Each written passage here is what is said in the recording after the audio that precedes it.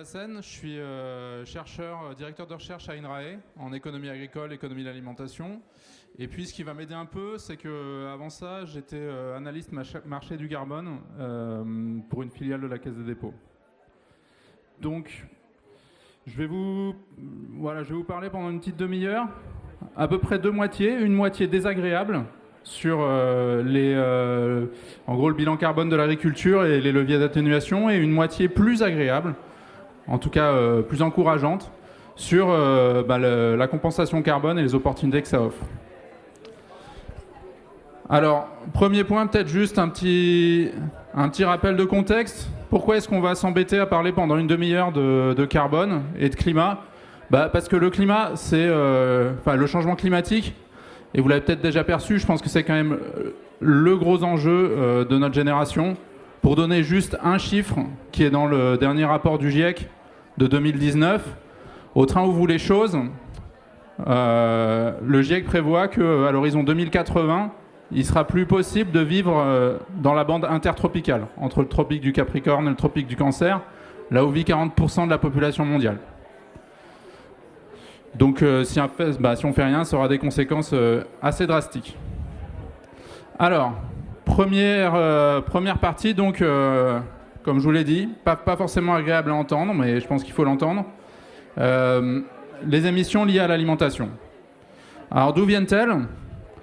75% de ces émissions-là, déjà, qu'est-ce que ça représente les émissions de l'alimentation, c'est entre 25 et 30% des émissions de gaz à effet de serre à l'échelle mondiale. Pour la France, c'est une vingtaine de pourcents. D'où elles viennent ? Elles viennent pour les trois quarts de ce qui se passe à la ferme et avant la sortie de la ferme. Donc ce qui vous est figuré sur ce graphique-là, vous voyez en orange foncé ce qui se passe avant la ferme, notamment pour ce qui est c'est à l'échelle mondiale, donc pour ce qui est du Brésil, déforestation pour produire du bétail, etc. Et puis, en ce qui est orange clair, c'est tout ce qu'il y a au sein des fermes. Donc ça va être essentiellement fermentation entérique des ruminants et puis émission de protoxyde d'azote par l'application d'engrais. Et puis vous avez le reste, donc tout ce qui est fabrication, transport, packaging, etc. Alors on peut se dire, à l'échelle France, qu'est-ce que ça donne ? À l'échelle France, on a des chiffres à peu près similaires. Alors attention, là, il n'y a pas ce qui se passe, on va dire, avant les fermes, il n'y a pas les retournements de prairies, il n'y a pas la déforestation là-dedans. Mais si on regarde à partir de la ferme, on a 67% des émissions qui sont donc en orange ici, qui sont ce qui se passe dans les fermes. Et puis ensuite, vous avez figuré donc une part de transport, une part de transformation, c'est le orange foncé, et ainsi de suite. Alors si on s'intéresse maintenant, donc on a vu d'où ça vient, c'est quand même plutôt dans les fermes. Si on s'intéresse est-ce que toutes les composantes des productions agricoles ont la même empreinte carbone ? J'imagine que vous savez que ce n'est pas le cas. Alors, comment lire ce graphique ? Donc, en fait, vous avez là, en bilan analyse de cycle de vie, les émissions de gaz à effet de serre, cycle de vie total, pour différentes productions. Donc, vous voyez les viandes de ruminants en haut, et puis en bas, d'autres types. Et c'est les émissions par 100 grammes de protéines dans le produit. D'accord ? Et ce qu'on voit tout de suite, c'est que déjà, on ne peut pas les placer sur la même échelle. Les viandes de ruminants qui sont tout en haut, on est obligé de prendre une échelle qui va de 25 à 75 kg de CO2 équivalent par 100 grammes de protéines.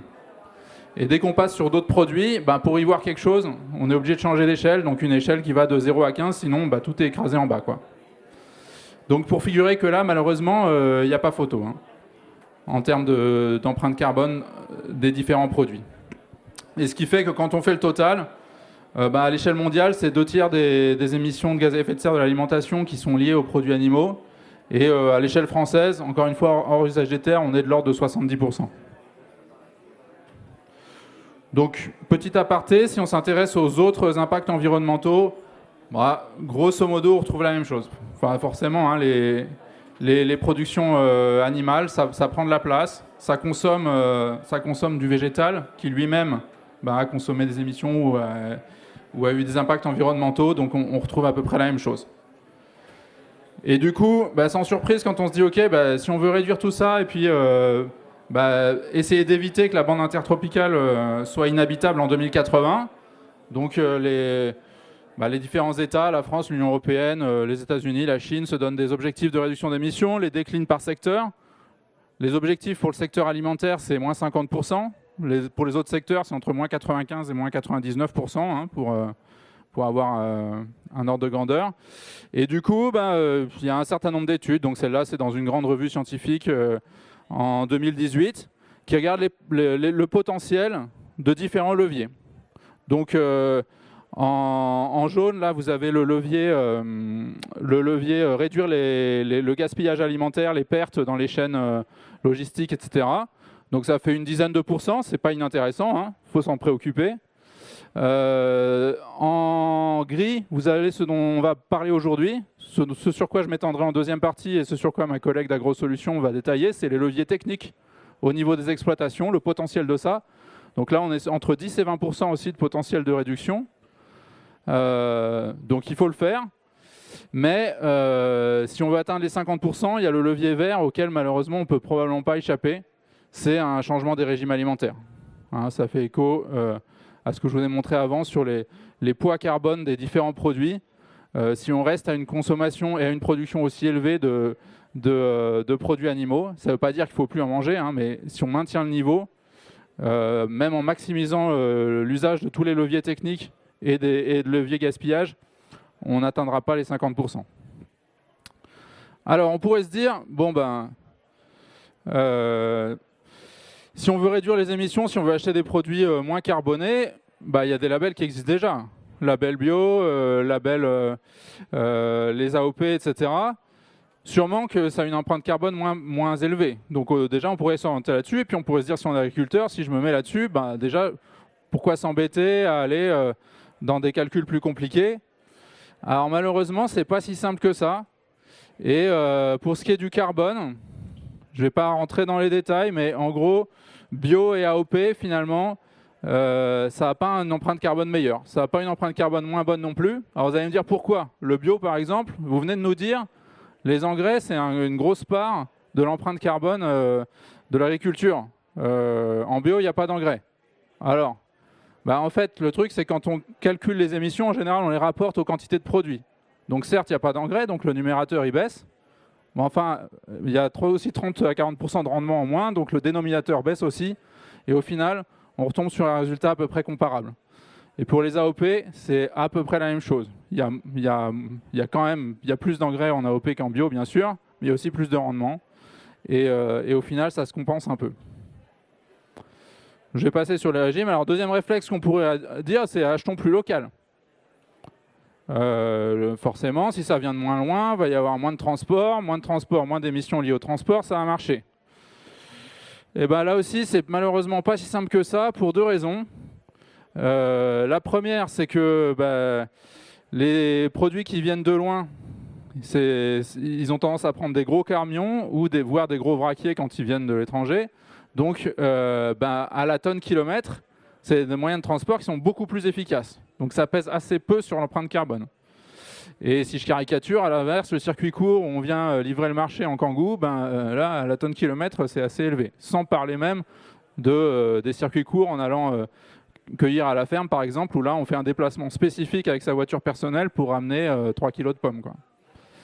Donc, et l'autre facteur très important, c'est qu'au final, c'est ce que je vous montrais avant, le transport, ça n'est que, dans son ensemble, on va dire 15% de l'empreinte carbone des produits. Et puis le transport international là-dedans, c'est un tiers de ça. Donc on est sur du 7%. Donc en fait, on ne joue pas sur des chiffres très élevés, quoi. Donc c'est pour ça que, là encore, c'est pas moins bon d'un point de vue carbone, les circuits courts, mais ça n'a pas un impact très fort. Donc il ne suffit pas d'acheter circuits courts pour avoir une empreinte carbone substantiellement meilleure, quoi.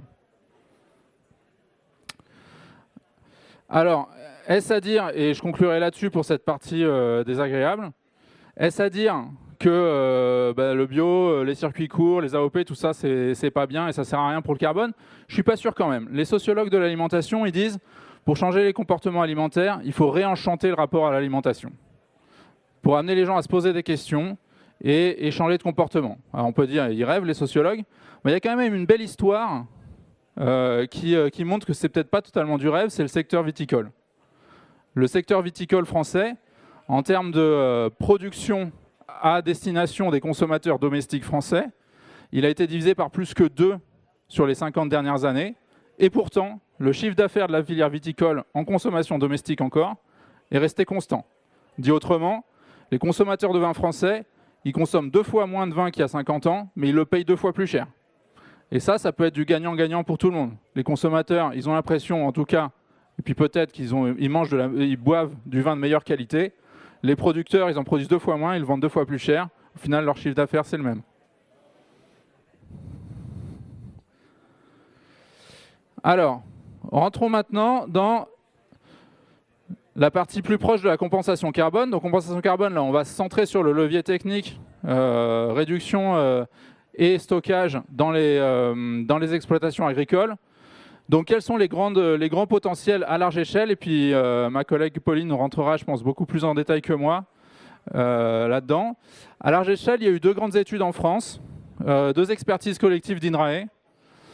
La première en 2013 sur les leviers de baisse des émissions, avec pas un grand accent mis sur le stockage. Donc forcément, là vous voyez rien, mais si vous googlez atténuation gaz à effet de serre INRAE 2013, vous aurez le détail. Ce qu'il faut retenir, c'est que les 3 grands leviers identifiés à l'époque, c'était méthanisation et couverture des fosses, gestion optimisée de la fertilisation, donc un peu moins d'engrais au bon moment, et puis introduction de légumineuses dans les rotations, là encore pour économiser les engrais sur la culture suivante. Et puis un levier qui était assez important à l'époque, c'était le labour, donc c'est ce que je vous ai barré en rouge, l'arrêt du labour ou la minimisation du labour, parce qu'on sait maintenant que autant les cultures de couvert, et je vais venir juste après, ça permet d'augmenter substantiellement le stockage de carbone dans les sols, autant l'arrêt du labour n'a pas d'impact sur le stockage de carbone dans les sols en France. Donc, il faut bien distinguer les deux, qui sont souvent mis ensemble dans la pratique et l'agriculture de conservation, où on a à la fois de l'arrêt du labour et des cultures de couvert. En fait, l'effet, il vient des cultures de couvert.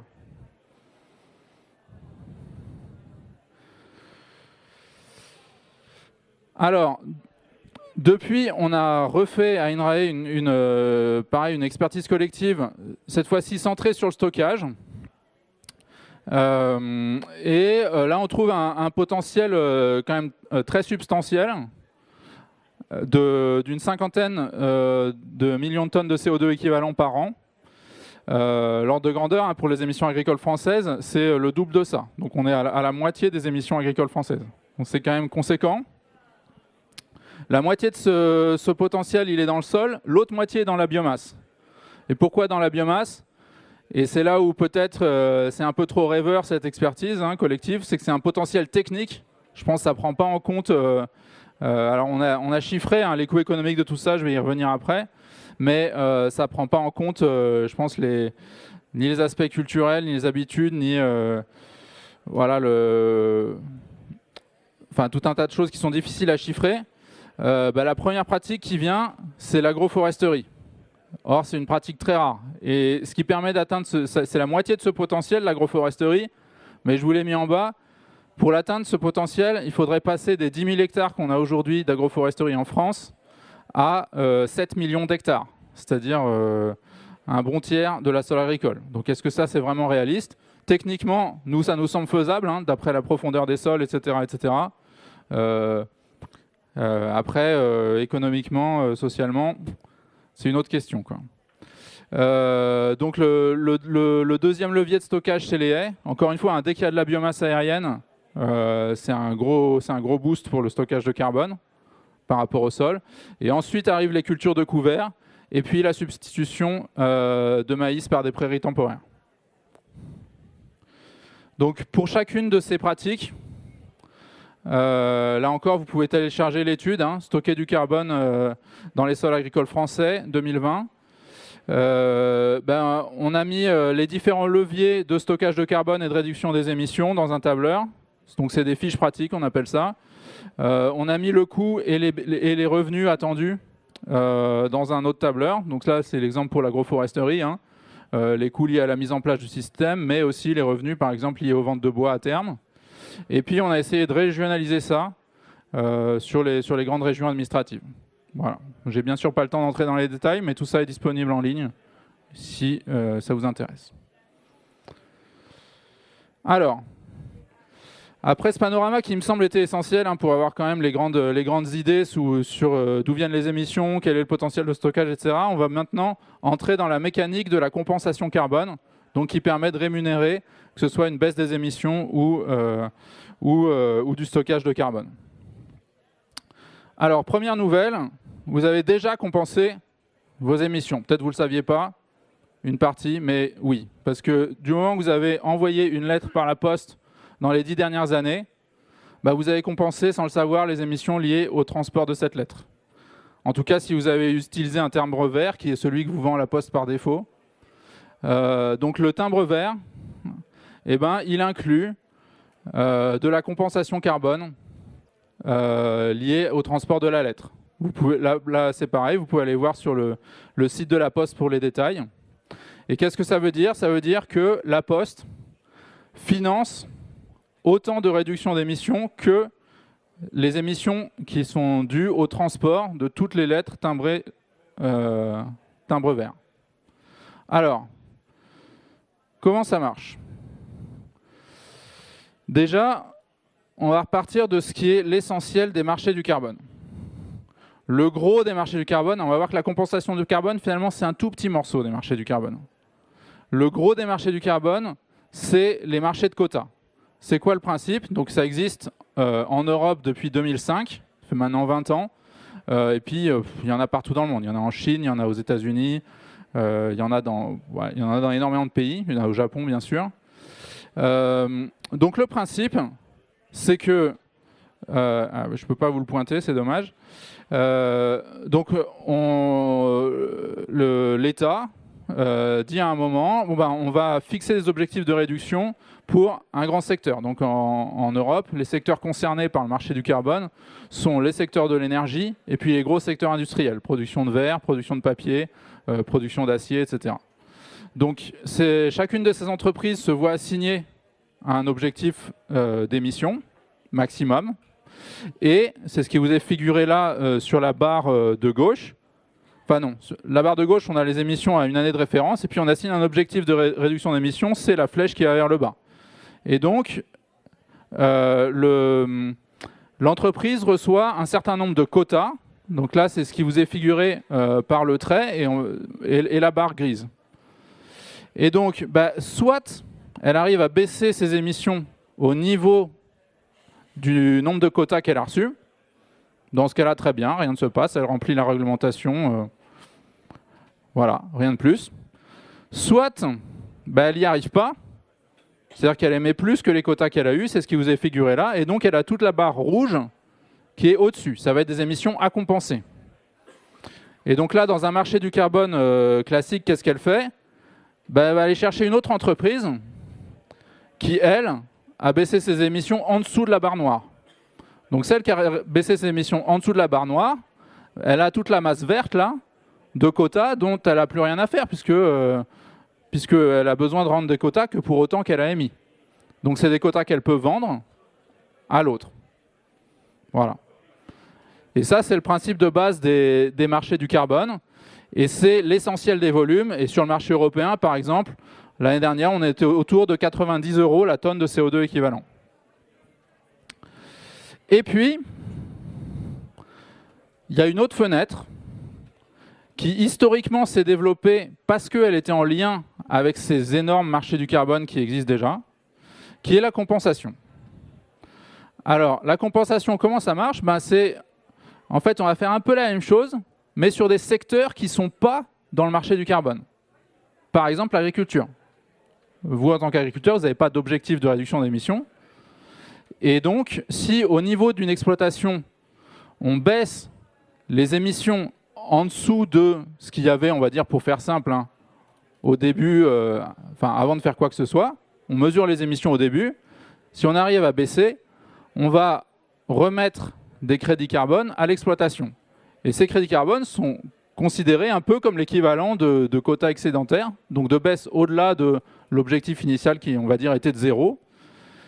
Et au début des marchés du carbone, les entreprises assujetties au marché de quotas pouvaient aussi remplir leurs objectifs en achetant ces crédits. Donc elles pouvaient, si elles n'arrivaient pas à atteindre leurs objectifs de réduction, soit acheter des quotas provenant des autres entreprises qui avaient dépassé leurs objectifs, soit acheter des crédits provenant des secteurs ou pays qui n'étaient pas soumis au marché de quotas. Voilà. Alors ça, c'était le monde avant 2012. Depuis 2012, gros changement, c'est que les entreprises du marché de carbone européen n'ont plus le droit d'utiliser des crédits. Elles peuvent utiliser que des quotas. Donc ça a coupé ce qui était vraiment l'essentiel de la demande en crédit. Alors, ça n'a pas complètement tué le marché des crédits. Il a quand même perdu de l'ordre de 95% de sa valeur. Mais ça n'a pas complètement tué. Pourquoi? Parce qu'il y a d'autres entreprises qui sont quand même acheteuses de crédit. Ces entreprises-là, c'est des entreprises qui volontairement s'assignent à elles-mêmes des objectifs de réduction d'émissions, souvent pour communiquer soit auprès de leurs actionnaires, soit auprès de leurs consommateurs, en disant voilà, moi je me suis fixé l'objectif de réduire de temps, voire d'être neutre en carbone. Et comme neutre en carbone, à l'heure actuelle, étant donné le système énergétique qu'on a, etc., c'est quand même très difficile. On peut pas. Alors bien sûr, la première étape, c'est de réduire les émissions, mais en général, ça suffit pas. Et donc, pour compenser ce qui leur reste, c'est ce qui vous est figuré là. Hein. Je vous ai mis une barre tout en bas, donc ça correspond à la neutralité carbone. La première étape de l'entreprise, c'est d'essayer de baisser les émissions sur son périmètre, mais elle va avoir une barre rouge qui reste, et que du coup, elle peut compenser, soit en finançant des réductions d'émissions, c'est le carré en haut à droite, même principe qu'avant, soit en finançant du stockage. Donc, même principe inversé, hein. On mesure le stock à un moment, on met en place des actions, on mesure le stock plus tard, et l'augmentation du stockage entre les deux peut donner droit à des crédits de compensation carbone. Voilà le principe général. J'espère que c'est à peu près clair. Pas perdre de vue du coup qu'on est du coup sur un marché beaucoup plus petit que le marché de quotas, avec des prix aussi beaucoup plus faibles, parce que y a moins de demande. À l'échelle mondiale, bon, c'est pas un chiffre forcément très parlant, mais je crois que on est sur 200 millions de tonnes à l'échelle mondiale échangées par an. Rien que, je l'ai pas mis là, mais rien que pour le marché de quotas européen, on est sur des milliards de tonnes échangées par an à l'échelle européenne, pour vous donner des échelles de volume de marché. Et en termes de prix, le prix mondial sur le marché volontaire, il est de 5 €. Le prix pour les crédits français, il est plutôt de l'ordre de 30 €. Mais ça, je pense Pauline saura mieux que moi. Et le prix sur le marché des quotas, il est de 90 €. Voilà. Alors, un peu plus de détails. D'abord, comprendre que du coup, pour ce qui concerne l'agriculture, on est donc bien sur les marchés volontaires. Hein, les marchés dits de conformité ne sont pas concernés malheureusement en ce moment. Et du coup, sur le marché volontaire, il faut quand même s'intéresser assez fortement à la demande, puisque la demande est volontaire. Donc si demain la demande dit moi finalement ça ne m'intéresse plus de le faire, ils ont le droit. Sur les marchés de conformité, ils ne choisissent pas. Donc il faut s'intéresser à eux, pourquoi ils veulent et qu'est-ce qu'ils font, qu'est-ce qu'ils veulent. Donc de leur côté, comme c'est pour des raisons de communication, le triptyque, pour ne pas être accusé de greenwashing, c'est mesurer, réduire, compenser. C'est-à-dire mesurer ses émissions quand je suis une entreprise, essayer d'abord de réduire sur mon périmètre pour pas qu'on m'accuse de ne rien faire et de tout faire par les autres, et ensuite pour ma partie résiduelle, compenser. Et pour ça, il y a aussi des labels et des guides auxquels maintenant nombreuses entreprises adhèrent. Voilà, pour dire, moi j'ai fait les choses proprement, j'ai suivi le guide de l'ADEME ou j'ai suivi le guide du Carbon Disclosure Project, etc. J'ai bien fait les choses. Et puis on va leur demander aussi, d'accord, et vos crédits de compensation, est-ce qu'ils sont bien faits, est-ce qu'ils sont bien mesurés? Et donc, de faire appel à des labels qui certifient que tout a été bien compté. Et donc là, je vous ai mis les principaux labels. En bas, c'est hors Europe, donc vous allez me dire ça ne vous concerne pas, puisque de toute façon, ils ne sont pas actifs en Europe. Donc Nations Unies, Gold Standard, etc. Et donc pour ce qui est de l'Europe, on a la chance en France, il y en a un qui fonctionne, et c'est plutôt rare. Hein. On est largement pionnier par rapport aux autres pays européens là-dessus, donc c'est le label bas carbone. Et puis la Commission européenne a sorti depuis un an maintenant une proposition de règlement pour développer un label européen sur le stockage de carbone, pour harmoniser les règles, pour que y ait une seule manière de bien faire à l'échelle européenne et pas que chaque pays fasse son truc dans son coin. Donc ça n'existe pas encore. C'est probablement à venir. Ça verra probablement le jour d'ici peut-être 2-3 ans. Alors c'est quoi ces grandes règles? Donc il y en a 6. 6 grandes règles de qualité pour un projet de compensation bien compté. La première, c'est l'additionnalité. L'additionnalité, c'est en gros, il faut que les réductions d'émissions ou le stockage aient eu lieu grâce au projet, qu'elles ne se soient pas faites toutes seules. Alors c'est très difficile à estimer, hein, parce que forcément, une fois que le projet se met en place, on ne sait pas ce qui se serait passé s'il n'avait pas eu lieu. Mais chaque méthode essaye de prendre quelques garde-fous pour s'assurer qu'il y ait quand même de bonnes chances que le projet soit la cause des réductions d'émissions ou du stockage. Deuxième grand critère, c'est bien sûr la mesure de la séquestration ou de la réduction des émissions. Ça, c'est les critères transparence, absence de biais, etc. du GIEC. Donc s'assurer qu'on prend bien les bons facteurs, qu'on ne surestime pas le stockage, etc., etc. Troisième critère, la vérification. Donc, qui est une vérification indépendante de la mise en œuvre du projet et de la méthode pour le compter. Quatrième critère, transparence et suivi du projet. Donc, qu'on soit capable de tracer, quand on vend des crédits, d'où viennent ces crédits, de quel projet ils viennent, et que les crédits n'ont pas été vendus 2 fois pour la même réduction d'émissions. Cinquième critère, calendrier. Donc, ça dépend. En France, on est assez flexible là-dessus. Il y a les autres labels le sont plutôt moins. C'est-à-dire qu'en général, les autres labels, ils disent on ne peut donner un crédit qu'après qu'on a bien constaté du stockage ou après qu'on a bien constaté une réduction d'émissions. En France, on est plus souple que ça pour le stockage. On donne des crédits pour, par exemple, quand on plante des arbres, une fois que la plantation a pris, c'est-à-dire au bout de 5 ans, que les arbres ne sont pas morts, n'ont pas été mangés par le gibier, etc., on donne un peu à l'avance des crédits. Et enfin, donc sur le stockage, il y a un 6e critère qui est assez compliqué aussi, c'est la permanence. C'est-à-dire que autant une réduction d'émissions, l'émission, une fois qu'elle n'a pas eu lieu, c'est un bénéfice permanent pour l'atmosphère. Même si on se remet à émettre après, ce qui a été gagné par le passé n'est pas perdu, quoi. C'est toujours ça de gagner. Autant quand on stocke, si on coupe la forêt après, ou si on coupe les haies, pour le coup, on n'a eu qu'un stockage temporaire. Donc le bénéfice, il a été que temporaire. C'est un peu comme si on avait fait une location, quoi, au lieu d'un achat. Et du coup, pareil, les méthodes essayent de prendre ça en compte pour, en tout cas, limiter les risques de réversion du stockage. Et donc, vous allez me dire, oulala, ça fait beaucoup de critères, c'est compliqué, etc. Effectivement, moi, l'un de mes champs de recherche, c'est comment trouver le bon équilibre entre le coût de la vérification, que tous ces critères ont bien été mis en œuvre, et puis le fait d'avoir des coûts trop élevés qui font que du coup, il n'y a pas de projet parce que les coûts administratifs, les coûts de transaction sont trop élevés.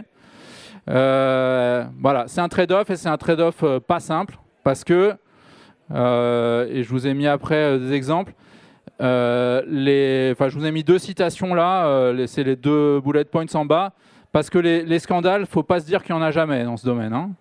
c'est quand même chose assez courante. Donc pour prendre un truc en français, je vous ai mis Le Monde, il n'y a pas si longtemps, il y a 6 mois. Certains crédits issus de la compensation ne seraient-ils qu'une monnaie de singe? Et en effet, il y a eu des études, alors c'était pas en France, hein, c'était pour des crédits mis ailleurs, mais des crédits pourtant vérifiés par des labels, etc., qui montraient que la majeure partie des crédits, en tout cas sur certains projets, c'était de la monnaie de singe, ça avait été mal fait, etc. Voilà, donc il faut trouver le bon équilibre et c'est pas simple. Alors, pour conclure, puisque j'arrive au bout de la demi-heure, la compensation, là c'est une vision, on va dire, peut-être un peu personnelle, enfin moi c'est ce que j'en retiens. Qu'est-ce que c'est, qu'est-ce que ça n'est pas? C'est quand même réduire les émissions sans financement public, puisque du coup c'est quand même des privés qui achètent, c'est des entreprises, hein. Ça c'est pas inintéressant pour l'État.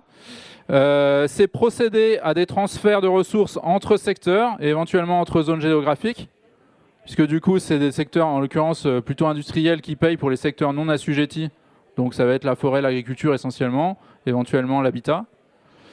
Et puis c'est un truc très intéressant, c'est que c'est un mécanisme très bottom-up, c'est-à-dire que les méthodes, les idées, en fait, c'est les acteurs de terrain qui les proposent. Ensuite, elles sont codifiées en méthode, bien sûr, pour que ce soit bien mesuré, mais c'est pas l'État qui propose des méthodes. Donc, ça permet de faire émerger de nouvelles idées.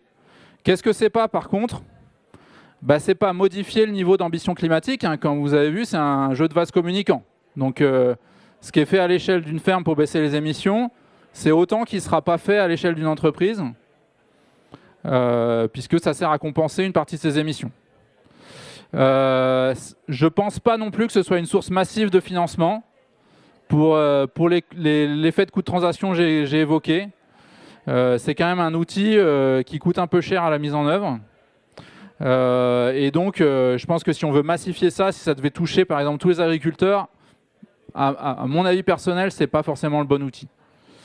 Voilà, c'est ce que je disais à la fin, c'est qu'une fois que les bonnes idées sont révélées, il faut peut-être passer à quelque chose d'un peu plus efficace, de moins coûteux, quoi.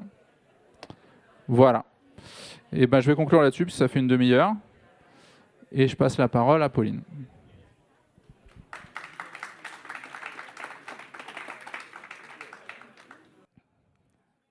Alors, aujourd'hui, quand on parle de rémunération des pratiques bas carbone des agriculteurs, on pense souvent simplement au label bas carbone.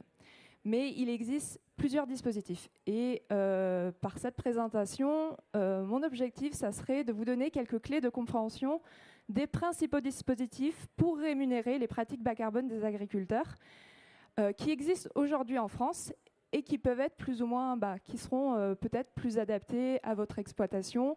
Voilà, parce que le label bas carbone, c'est pas forcément celui qui vous parlera le plus. Donc je vais vous en parler de 3. Le premier, ce sont les primes de filière. Les primes de filière, les personnes qui payent, ce sont les acheteurs de matières premières, par exemple le blé, le colza, l'orge, dans le but de réduire l'empreinte carbone de leurs matières premières, donc réduire aussi l'empreinte carbone de leurs produits et pourquoi pas aussi réduire l'empreinte carbone de leur bilan carbone global. C'est calculé sur le niveau d'empreinte carbone de la culture concernée. Et pour vous donner quelques exemples, le plus connu qui est sur le marché donc des pratiques bas carbone, c'est sur le marché des biocarburants, c'est le colza, bas GES, GES pour gaz à effet de serre. On va retrouver aussi des primes de filière, par exemple chez Nestlé, qui a lancé une prime de filière sur le blé, mais aussi par exemple la filière Popcorn dans le sud-ouest, qui a développé du coup des primes de filière sur les pratiques bas carbone. Deuxième mécanisme, on en a parlé juste avant, c'est le marché du carbone volontaire. Donc comme on l'a dit, ce sont les entreprises volontaires qui veulent compenser leurs émissions résiduelles et ça se base selon l'amélioration du bilan carbone de l'exploitation. Donc sur le marché du carbone volontaire, on va avoir le marché certifié avec le label bas carbone et ses équivalents internationaux. Et à côté de cela, on peut avoir le marché non certifié. Alors non certifié ne veut pas dire frauduleux ou quoi que ce soit, c'est juste qu'il n'est pas dans un cadre certifié, certifié et validé par l'État français. Par exemple, on peut parler des plateformes de Seuil Capital ou Cargill Regen Connect, qui a mis en place leur propre marché du carbone. Et donc, ils ne vendent pas de crédit carbone, mais ils vendent des certificats carbone. Mais ça marche tout autant. Et à côté, le troisième type de dispositif, on va parler plutôt des subventions publiques, de la politique aussi agricole commune, donc développée par l'Europe, l'État ou les régions ou les collectivités territoriales pour accompagner justement les agriculteurs à réduire leur empreinte carbone. Et ça va vraiment dépendre en fait des différents types de réglementations, subventions qu'ils vont mettre en place. Donc on va évoquer en fait par exemple la mise en place des MAEC bas carbone, mais aussi ça peut être des subventions qui sont un peu plus,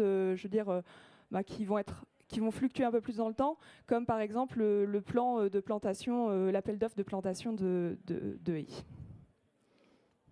Donc on va commencer par les primes de filière. Alors les primes de filière, on va prendre l'exemple des primes colza bas GES, mais pour les autres filières, par exemple les primes filières sur d'autres cultures, ça va être à peu près le même mécanisme. Donc voilà, c'est un bon exemple. Le colza, pour les biocarburants, ça a été mis en place dans le cadre ça a été incité par la mise en place de la réglementation européenne qui vise à réduire en fait l'empreinte carbone des biocarburants. Elle doit être de 60% moins importante que son équivalent fossile. Et pour cela, en fait, les agriculteurs qui rentrent dans cette démarche doivent, en fait, on va mesurer le niveau de réduction des émissions de GES, donc de gaz à effet de serre de la culture du colza, entre 2008 et la dernière campagne. Alors, il faut savoir que c'est fait sur du déclaratif, c'est-à-dire que les contrôles sont beaucoup moins important que pour le label bas carbone. Et donc, du coup, il y a certains qui pourraient remettre, c'est un peu moins, qui pourraient remettre la fiabilité, mais du coup, c'est beaucoup moins contraignant pour un agriculteur parce que ça va lui demander moins de temps et le gain va être de suite. Donc, le montant de la prime, il peut atteindre, par exemple, pour le colza, 40 € la tonne de colza. Voilà. Sachant que c'est assez intéressant pour les agriculteurs du coup qui ont déjà une empreinte carbone sur la culture assez basse parce que du coup le gain va être ça va tout de suite les récompenser.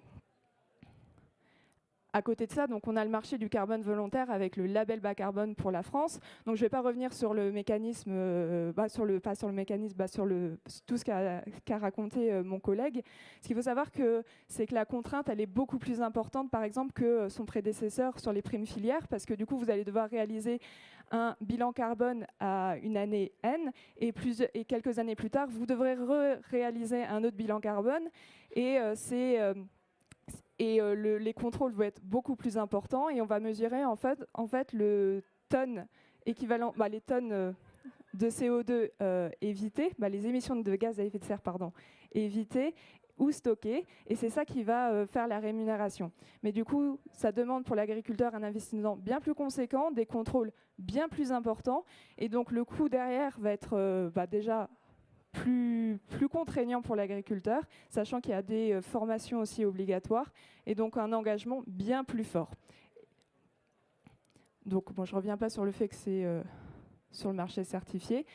D'un point de vue des prix, donc c'est négocié de gré à gré, donc c'est-à-dire du vendeur directement à l'acheteur. Pour le label bas carbone, on est en moyenne à 33 € de la tonne du CO2. Pour ces équivalents internationaux auxquels on ne touche pas parce qu'ils sont à 6 € de la tonne du CO2. Donc on est beaucoup plus cher, mais par rapport aux autres, en fait, on a vendu beaucoup moins de tonnes équivalent CO2. Comme vous pouvez le voir, on est tout à gauche. Je crois que droite. droite. Mais par contre, on a un prix qui est quand même 5 fois plus importante. À côté de ça, le label bas carbone, il va pouvoir couvrir quasiment l'ensemble des totalités des productions en France. On a les grandes cultures, on va avoir un label bas carbone et plantation de vergers. Aujourd'hui, l'arboriculture est en cours de validation, ainsi que la viticulture. On va avoir Carbone Agri. Alors la méthode Carbone Agri, c'est pour l'élevage et la polyculture élevage. Et on va avoir aussi réduction des intrants. Et donc on a des durées de projet qui sont plus ou moins longs. Généralement, on est autour de 5 ans, à part par exemple pour la plantation de vergers qui forcément est un peu plus long, on est sur une durée de 20 ans. En dessous, vous avez en fait les outils de bilan carbone qui sont certifiés, parce que pour réaliser un bilan carbone, c'est bien, mais il faut le faire avec des outils certifiés pour rentrer dans le label bas carbone. Donc on a Carbon Extract, MyEasyFarm par exemple, Sysfarm et Cap2R qui est le seul sur la partie élevage. On a aussi des gammes de prix qui sont différents. Je vous ai parlé d'un prix moyen de 33 € la tonne équivalent CO2, mais en fait, en fonction des différents labels bas carbone, on va avoir des prix qui vont un peu fluctuer. Donc en haut, vous avez le prix vendu, donc c'est le prix auquel le vendeur va acheter, et le prix agriculteur, en fait, c'est le prix que recevra l'agriculteur, puisqu'il y a des intermédiaires, et donc ces intermédiaires seront financés, récupéreront une partie du prix. Donc on varie pour un prix agriculteur, donc le plus bas autour de 25 € la tonne équivalent CO2, et on peut monter par exemple pour le label bas carbone E à 80 € la tonne équivalent CO2. Et donc pour gérer tout ça, on a une diversité de mandataires, dont vous voyez la liste en dessous avec Carbon & Co par exemple, France Carbone Agri, FCA pour ceux qui connaissent, qui est assez connu, et on a Stock CO2 par exemple aussi. Ensuite, si nous passons donc au certificat carbone, donc on est sur le marché non certifié. Vous connaissez peut-être Sol Capital qui vient démarcher directement les agriculteurs pour rentrer dans ce dispositif. En fait, ce sont des plateformes de calcul simplifiées permettant de calculer les certificats, ce qu'ils appellent des certificats carbone, qui correspondent à des tonnes de CO2 évitées ou stockées.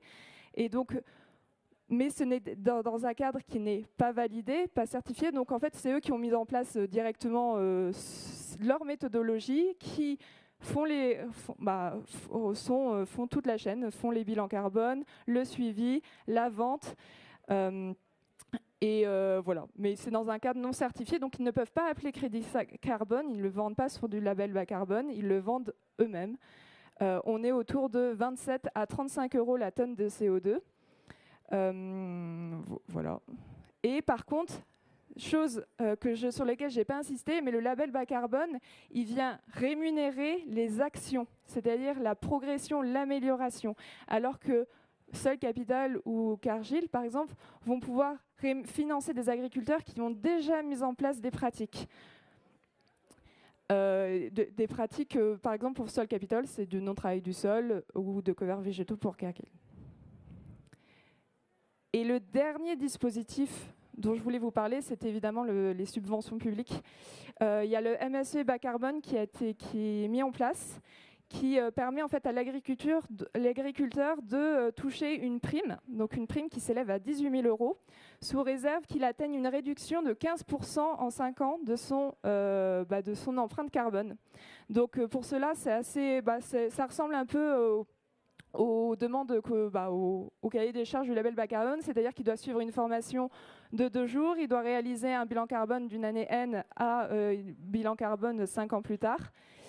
Et donc du coup, si il atteint ces 15% de réduction, quelle que soit la taille de son exploitation ou son revenu ou ses productions, il touchera 18 000 €. S'il a entre 10% et 15%, il